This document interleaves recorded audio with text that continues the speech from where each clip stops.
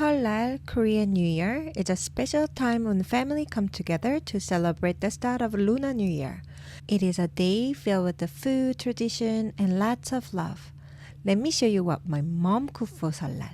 6 o'clock in the morning, my mom started preparing for a big feast. She began with the 봄동 to make 겉절이, a kind of fresh and crunchy kimchi salad. Then she moves on to 동태, polak. She carefully dries it before cooking, making sure it's just right. For the 동태전 Korean fish pancake, while most people might use regular flour, my mom uses 콩가루, bean flour, to give it a unique nutty taste. Next up, she steamed my favorite shellfish, 꼬막. She prepared 시금치 spinach to make 나물. 나물 is seasoned vegetable side dishes. 뭐뭐 넣었어? 여기 참기름하고 대파 좀 썰고 참치 액젓 좀 넣고. Her secret.